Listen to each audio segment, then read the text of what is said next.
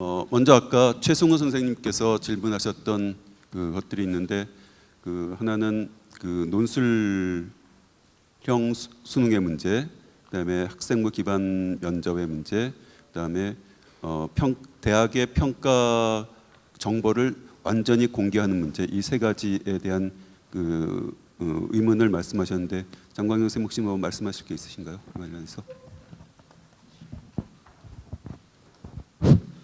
첫 번째가 뭐였죠?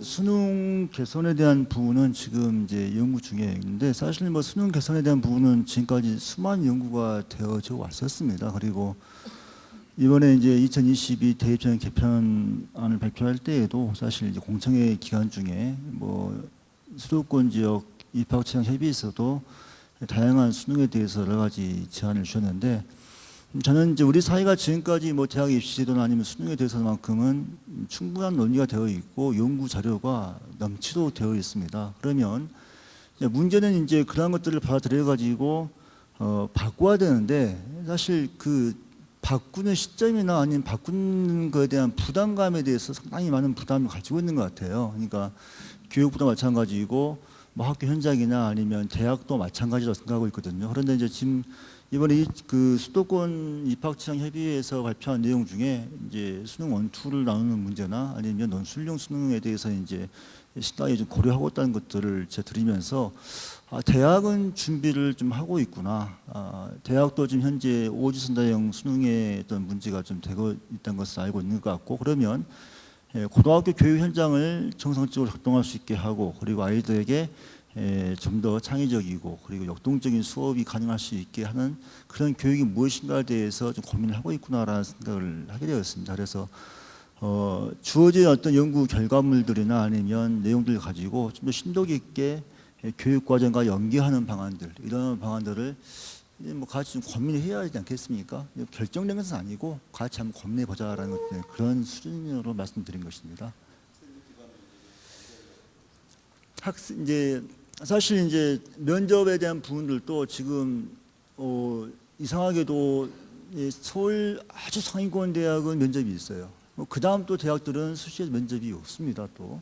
그러다 또 갑자기 또 이제 서울 중위권 대학부터 면접이 있거든요. 그러니까 제가 볼 때는 대학들도 문제가 있다는 거예요. 그러니까 입시라는 것을 너무 입시 공학적으로만 생각하기 때문에 주변의 대학 또 경쟁 관계에 있는 대학들의 전형 평가 요소 이런 것들을 이제 하다 보니까 정말 인재를 선발하고 어떤 대학에 맞는 인재를 뽑기 위해서 노력하는 게 아니라 지속적으로 이제 경쟁률이나 아니면 이제 학생 충원율 아니면 좀 더 성적이 좋은 학생들을 뽑기 위한 도구가 되어버린 것이 아닌가. 그래서 대학들 입장에서도 제가 볼 때에는 좀 더 이제 역량을 가질 수 있는 학생들을 평가하는 게 좋을 것 같고요. 특별히 이제 면접 자체가 두 가지입니다. 그래서 이제 아시는 것처럼 제시문을 통한 그 학업 역량을 평가하는 면접이 있고, 그리고 또 한 가지 이제 서류를 이렇게 좀 검증하는 면접이 있지 않겠습니까? 두 개 다 좋은 면접인데, 저는 사실 이제 상위권 대학교의 제시문 기반 면접도 상당히 학업 역량을 평가하는 데 좋은 중요한 도구가 될 수 있다. 그러면 이것을 어떻게 하면 학교 수업을 통해서 준비할 수 있고, 그리고 이제 학생들의 역량을 충분히 평가할 수 있을 것인가에 대해서 좀 고민하셔야 되고, 이게 이제 제시문 기반으로 가면 좀 더 부담스러울지 않을까. 그렇다면 이제 전반적으로 학생부에 있는 내용들, 특히 이제 그 교과 세특 등에서 얻을 수 있는 정보를 가지고 학생의 기본적인 역량이나 학업 소양까지 평가할 수 있는 것들은 좀 긍정적인 측면으로 바라봐 볼 수 있지 않겠느냐는 생각도 가지고 있습니다. 예. 정경원 소장님은 주석근 선생님 토론회에서 뭐 하실 말씀 더 있으신가요?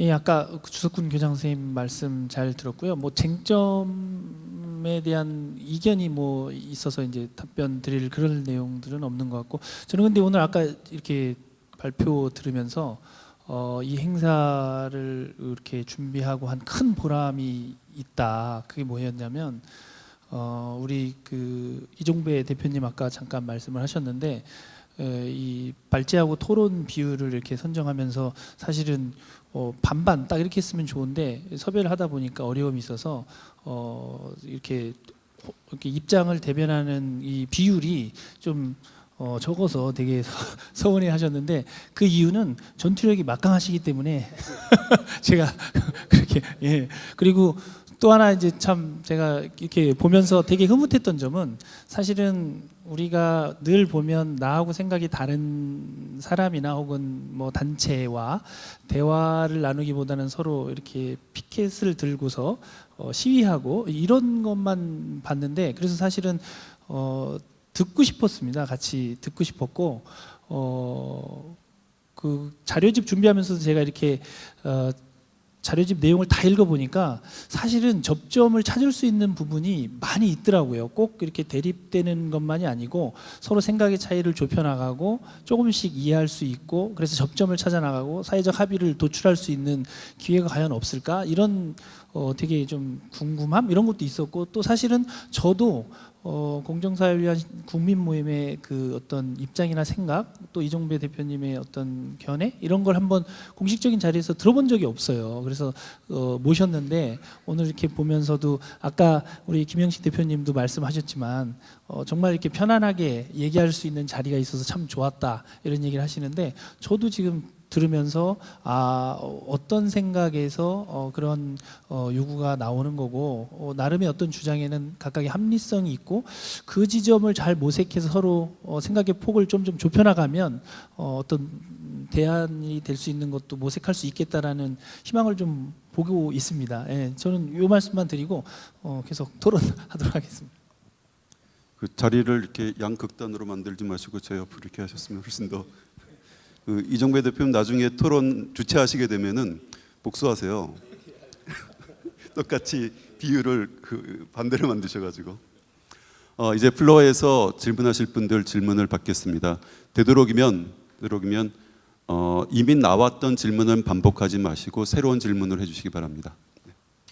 저도 제 개인적인 얘기를 잠깐 하면서 시작을 할게요. 저는 그 올해 고3을 치르면서 제가 느낀 점 몇 가지를 잠깐 말씀드리고 그냥 마치려고 합니다. 저는 제가 오늘 선생님들 말씀 참 잘 들었는데 제가 예전에 그 입학사정관제라고 했죠. 지금 학종 전신 입학사정관제라고 말했을 때 그때 들었던 우리나라 교육에 대한 어떤 그런 희망 사항들 또 미래에 대한 그런 비전들 그때 들었던 내용을 제가 오늘도 이 자리에서 듣게 되는데 과연 10년 뒤 이 자리에서는 어떨까 그런 생각이 드는 거예요. 그러니까 저희가 입학사정관제로부터 시작을 해서 지금까지 쭉 학생부 종합전형 정성평가 형태로 오는 거를 제가 저희 아이를 기르면서 제가 차분히 밟아왔거든요. 저도 처음에는 저는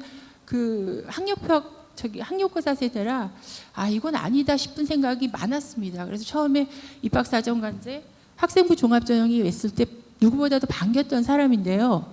막상 제가 이제 고등학교 1, 2, 3학년을 다 거치면서 제가 내린 결론은 학생부 종합전형은 득보다 실이 너무 많다. 그리고 수능이 갖고 있는 단점을 그 이상으로 갖고 있다. 거기다가 정성평가라는 미명하에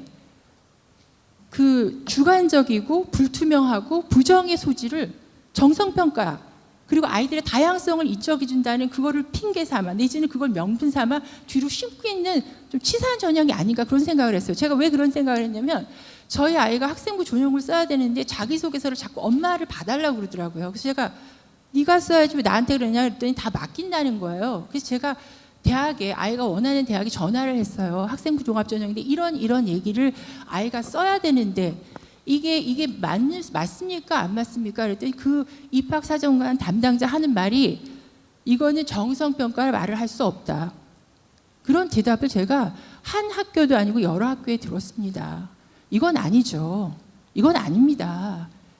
객관적이고 납득할 만한 기준은 적어도 우리 학생 아까 말씀하셨지만 객관성, 공정성을 구별하는 건 말장난입니다. 객관성이 강할수록 공정성은 강해지는 거라고 저는 생각합니다. 저는 경기도 사는데 강남이나 특권층의 아이들이 막강한 정보력과 재력을 갖고 학부모들이 잘하는 거, 난 그런 아이도 관심 없습니다. 솔직히 저희들은 그 사람들은 어느 시대나 학종 시대든 수능 시대든 다 유리한 겁니다.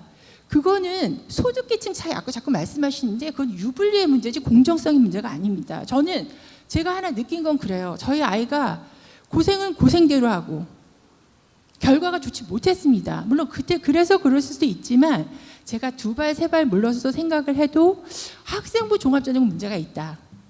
그러니까 수능이 좋다라는 게 아니라 수능이 괜찮다고 느낀 제가 그 근본적인 이유가 학생부 종합전형을 해보니까 차라리 내가 했던 학력고사 시대가 낫다. 수능하고 내신 성적 그거면 족하다 그런 생각이 들고 또 하나 교육 당국자들께 말씀드리는 건 우리 학부모들이 많은 걸 바라는 게 아닙니다.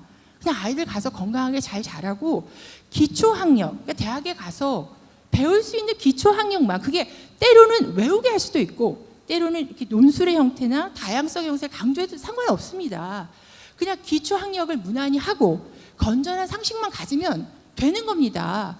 거창하게 다양성 창의성 그거 대학 가서 자기네들이 자기네 앞으로 살아갈 길 살아가면 됩니다. 100세 시대인데 그걸 지금 중학교 고등학교 애들한테 왜 강요합니까?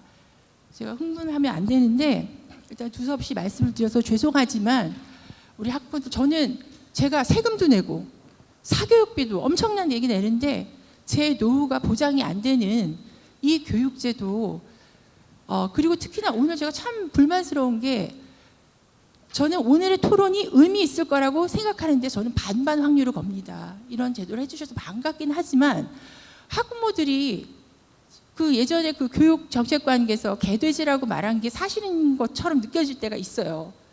왜 학부모 단체는 학부모들의 의견을 공식적으로 교육부나 국가교육회의든 뭐든 간에 좀 들을 수 있으실 수 왜냐하면 저희들은 아이와 가장 가까운 사이입니다. 그리고 저희는 이해 집단이 아니에요.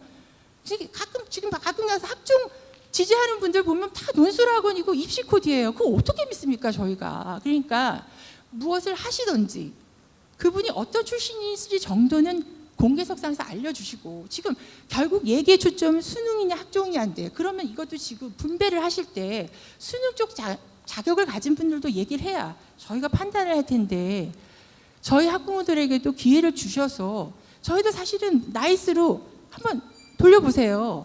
니네 수능이 더 낫기니 학종이 더 낫기니 아마 그 얘기를 하면 나이스로 조사하는데 얼마 안 걸립니다. 그러니까 그런 노력도 좀 해주시길 원하고 저희들이 그 선생님들 수고하시는 거 너무나 잘 알고 또 왜 이렇게까지 학교 공교육에 대해서 하는 거 잘합니다. 그리고 학부모인 저희들도 반성해야 될 게 굉장히 많습니다. 그 부분도 사실 자각해야 되는 거니까 다 좀 반성하는 시간이 됐으면 좋겠지만 일단 문제는 학생부 종합전형의 문제가 많으니 그거를 시정하는 것으로부터 시작했으면 좋겠습니다. 빌어서 죄송합니다. 네, 뒤에 또 네, 저는 전교조를 나온 현장 교사입니다. 전교조의 희망을 갖고 청춘을 보냈지만 더 이상 희망이 없다고 판단했기 때문입니다. 무려 7년이 흘렀습니다. 전교조가 드디어 국민의 품으로 돌아올 듯 어떨지 기대가 큽니다. 지금 숭덕고등학교 장선생님이 발표한 내용을 보거나 또 우리 토론의 전반의 어떤 그런 내용을 봤을 때 아까 첫 번째 학부모가 이야기하셨고 공정 모임의 이종배 님도 이야기하셨지만 정말 본질을 이 토론에는 비껴나고 있습니다. 바로 교과 전형입니다. 학생부 종합 전형이라고 얘기하시는 두 분의 학부모님 말씀은 충분히 알겠지만 핵심은 교과 전형입니다. 학교의 교실이 달라지지 않은 상태에서 여러분들의 오늘 그 입시와 관련된 토론의 장은 결국 흔히 말하는 사교육업자들의 입시 설명에 준하는 또 다른 어떤 그들만의 이야기일 뿐입니다. 현실은 정말 아까 참혹한 이런 표현을 쓰셨는데 어렵습니다. 오늘 3시간 수업을 하고 이 자리를 위해서 가까이 있는 학교에서 조퇴하고 왔습니다. 현장 교사들은 묻습니다. 도대체 이제 교실을 어떤 식으로 바꿔야 할 거냐고. 저는 김경범 교수님을 좋아합니다. 이유는 그래도 숨통이 튈 수 있는 논의를 진행을 했기 때문에 그 이상도 그 이하도 아닙니다. 함께 가야 할 동반자라고 생각합니다. 앞에 학부모님처럼 저도 남양주 삽니다. 학교는 흔히 말하는 경기고등학교라고 해서 8학군 있다가 지금은 대치동 학원가의 학생들과 씨름하고 있습니다. 저는 숱한 학원 강사들과 싸웁니다. 교실 수업에서 내가 어떻게 하느냐에 따라서 저는 이미 이겼는지 졌는지는 모르겠지만 저는 최선을 다할 뿐입니다. 수능 있죠? 수능이 문제가 아니에요. 수능은 제가 따로 또 잠깐 말씀드리겠지만 일단은 중간 기말고사를 없애야 합니다. 교과 전형에 대한 이 불신을 없애는 길은 이 사회가 더 이상 결과 중심의 사회가 아니라 과정을 중시하는 사회로 가야 된다는 것이죠. 중간 기말고사 2달에 한 번씩 치르면서 학원에서는 한 달 당겨서 하기 때문에 현장 교사로서는 어렵습니다. 학생들은 학원 강사의 입맛에 맞춰져 있고 선생님은 진실을 뭔가 학생들과 토론, 논술, 독서 하고 싶지만 할 수가 없습니다. 이것을 바꾸지 않으면 우리가 말했던 참교육, 저는 일찍이 참교육을 7년 전에 버렸습니다.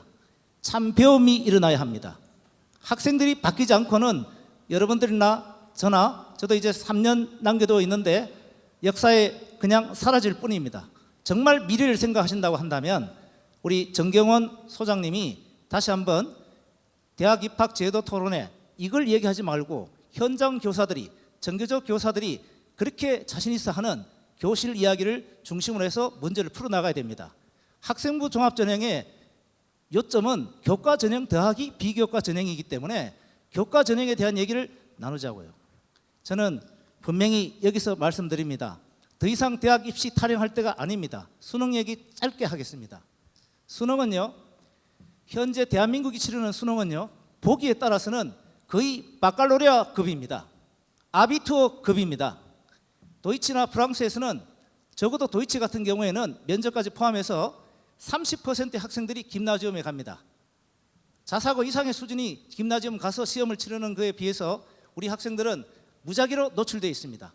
1%에서 100%의 학생들과 씨름하고 있는 우리 현장의 교사들의 처지에서 본다면 여러 부모님들이 당신의 부모님들이 당신이 겪으신 어떤 그 고충 오늘 충분히 알고 정말 이뿐 아니라 이미 다 널리 알고 있는 얘기인데 이제 전체 우리나라의 미래를 위해서 교과 전형의 문제점을 정말 신랄하게 이종배 님도 마찬가지입니다. 두 번째 이야기 하실 때 그 내신 문제가 크다고 분명히 얘기하셨는데 그게 핵심입니다. 그걸 다루지 않았던 지난번 교육부의 공청회는 잘못된 것입니다. 교과 전형을 다루지 않고 어떻게 학종하고 수능을 단순 대비합니까?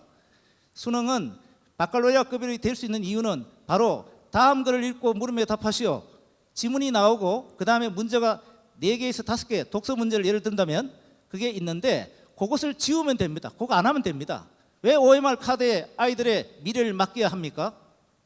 자세한 얘기는 저도 할 수 있지만 시간 관계로 줄이겠습니다. 저는 참배움 연구소장 경기고등학교 교사 김두루한입니다. 고맙습니다. 네, 감사합니다. 여러 가지 좋은 말씀들, 학부모님들 입장도 있고 또 현재 대입제도에 대한 작년까지 진행했던 논의, 그다음에 현재는 이루어지고 있지만 앞으로 어떤 논의를 해야 될지에 대해서 다들 좋은 말씀을 해주셨고 어떤 측면에서 보면은 학교에 있는 저희들 입장에서 보면은 부끄러운 점도 있고 또 해결해야 될 지점들이 너무 산적해 있어서 어디서부터 이거를 해결해야 될지 갈피를 잘 못 잡을 수도 있을 것 같습니다. 혹시 뭐 간단하게 한 말씀만 더 하시겠습니까? 네, 사실은 그 방금 말씀해주신 대로 교실에서부터 모든 출발이 시작돼야 된다는 말씀에는 전적으로 공감을 합니다. 사실 지금 이렇게 질의토론 과정에서 나온 이 모습이 저는 우리 교육의 현실을 단적으로 보여주는 모습이라고 생각을 합니다. 그러니까 사실은 가장 큰 문제의식은 우리 아이들을 어떤 방식으로 어떻게 성장시킬 것인가라는 고민으로부터 사실은 교실에서부터 이제 출발해야 되는데 저는 이제 개인적인 말씀을 좀 드려보면 제가 사실은 이제 양천구에 있는 그 양정고등학교에서 교사 생활을 할 때 사실은 그때 제가 이제 사직서를 내고 입학사정관으로 잠깐 갈 때 그 이유가 뭐였냐면 저도 이제 모르게 계속 그렇게 생활을 한 거예요. 만 5년을 수업 시간에 학생들에게 EBS 문제집을 풀어주는 거죠. 근데 이제 그거에 대한 문제 의식이 전혀 없었는데 어느 순간 제가 생각을 해보니까, 그리고 또 실제 수업을 하는데 35명 정도 그 당시 한반 인원이었는데 저는 그래도 소위 아이들이 말하는 주요 교과라고 그래서 국어 시간이니까 제 수업 시간에 이렇게 보면 엎드려 자는 친구들이 한 반 정도지, 나머지 그래도 깨어있는 친구들은 뭐 수학도 하고 영어도 하고 막 이렇게 해요. 근데 이제 제가 3학년 담임을 하다 보니까 마지막 시간에 이제 종례를 하려고 좀 일찍 가서 우리 반 분위기를 보려고 이렇게 창밖에서 이렇게 안을 들여다보면 어떤 시간에는 35명 중에 한 32명이 엎드려 자고 있고 3명이 고개 들고 뭘 해요. 그래서 제가 이제 창문 너머로 이렇게 뭐 하나, 그래도 근데 선생님은 혼자 수업을 하시는 겁니다. 근데 이 친구들 뭐 하나 이렇게 봤더니 뭐 수학 아니면 영어 문제집을 풀고 있는 거죠. 근데 그 친구들이 왜 그렇게 할까? 저는 이제 그게 고민스러운 거예요. 왜 이 친구들이 이렇게 할까? 그런데 왜 자고 왜 다른 과목을 공부할까? 근데 그건 아이들의 잘못이 아닌 거예요. 이 아이들이 그렇게 하는 이유는요, 수능 시험을 잘 보기 위해서 본인이 선택하지 않는 교과목 시간에는 수면을 취하거나 아니면 또 저녁에 이제 학원 가서 공부해야 되니까 자거나, 아니면 정말 필요한 과목, 지금 수업 시간은 한문 시간이지만 혹은 철학 시간이지만 내가 수학 문제집을 좀 더 푸는 게 이제 도움이 돼서 공부를 하는 거죠. 근데 과연 그 학생들이 그러면 그 학생들을 꾸짖어야 되느냐? 저는 사실은 꾸짖을 수가 없더라고요. 왜냐하면 그 학생은 살겠다고 몸부림치는 건데. 그래서 저는 고민했어요. 제가 그냥 월급 받는 그냥 교사로 이렇게 애들 수업 시간에 이렇게 막 하는데 계속 생활해야 되나? 아니면 강제로 막 깨워서라도 혼내서라도 내 과목을 듣게 해야 되나? 근데 친구들 막 웃으면서 저한테 그래요. 선생님 아시잖아요. 저 국어는 1등급 나오는데 수학은 조금만 하면 1등급 나와요. 하면서 이렇게 막 애교 섞인 웃음 보이면서 수업 시간에 수학 문제 풀게 해주세요. 그리고 한문 시간 뭐 이렇게 무슨 과학 과목 중에도 선택하지 않는 과목 시간에는 자기 공부할 수 있게 해주세요. 이게 교육 현장에서 벌어지고 있는 일들이고, 또 하나의 괴로움은 그럼 이렇게 내가 문제집을 풀어주는데 이런 교육이 정말 아이들한테 대학 가고 사회인 돼서 성장해서 살아가는데 이 도움되는 교육인가? 이 문제 정답을 골라내는 기술을 가르치는 것이, 이것에 대한 고민이, 괴로움이 너무 컸던 거예요. 근데 그때 제가 깨달은 건 뭐냐면, 입시제도를 바꾸고 이 전반적인 이것들이 바뀌지 않으면 학교 현장은 변화될 수가 없다. 그런데 그렇다고 해서 이런 갈등이 있는데 한 발자국도 못 나가면 과연 이게 우리가 아이들을 가르치는 교육자로서 과연 이게 할 일인가? 이런 괴로움도 있는 거고. 그래서 제 생각에는 아까 접점을 제가 살짝 느꼈다는 건 뭐냐면, 오늘 이렇게 이렇게 플로에서 토론하시는 우리 학부모님들 가운데서도 학종 좋은 건 안다. 그러나 현실은 이렇다. 이게 지금 우리 이종배 대표님도 그렇고 다 어떻게 보면 공통된 기반은 거기서 출발할 수 있는데, 저는 사실은 지금 이 자리에도 대학의 입학사정관님들 계신데 모든 발표장에서 그런 얘기 했습니다. 왜 학종에 대해서 신뢰하지 않는지에 대해서 고민하셔야 된다. 지금 아이들은 초등학교부터 고등학교 졸업할 때까지 자기가 중간고사, 기말고사 본 성적에 대해서 학교에 충분히 이의신청하고 확인을 받고 그걸 검증한 상태에서 서명을 하고 성적 처리가 된다. 그러니까 다 선생님한테 확인을 할 수 있는 거다. 그런데 학종은 그렇게 12년간 자란 친구들이 학종을 딱 봤는데 왜 떨어졌는지 알고 싶은데 어떠한 정보도 주지 않아요. 그러면 과연 학부모님들이나 학생들이 수용할 수 있겠느냐. 그래서 사실은 저는 이런 제안을 합니다. 대학의 선발 자율권 존중해야 된다. 단 그 존중에는 전제 조건이 있다.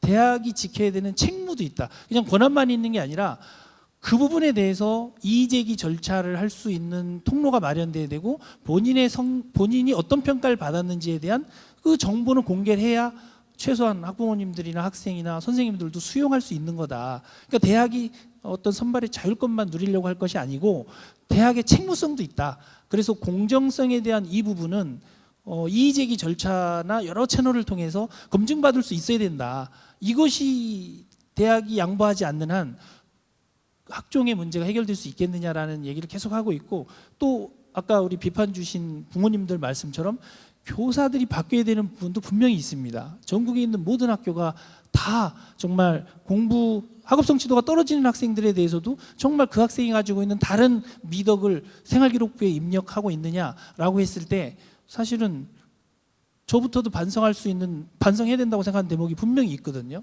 그래서 이런 측면들은 보완해 나가면서 접점을 찾아야 할 문제지, 기존에 이런 어떤 산적한 문제들이 있는데 과연 그냥 그 방식 수능으로 그냥 아이들 수업 시간에 문제집을 계속 풀어주고, 그리고 그런 교육을 하고 5개 선지 중에 몇 번이 정답인지를 찾아내는 교육을 하는 것이 우리 아이들 미래에 정말 도움이 되고, 이렇게 빨리 변하는 세상에 이런 식의 교육 방식이 맞는지에 대해서는 저도 사실은 고민을 많이 하고 있습니다. 그래서 사실은 오늘은 의제를 던지는 자리지만 이러한 내용들이 서로의 다른 생각과 지점들이 계속 저는 토론하고 대화하다 보면 어느 지점에서는 접점을 찾아갈 수 있는 문제라고 생각을 하고요.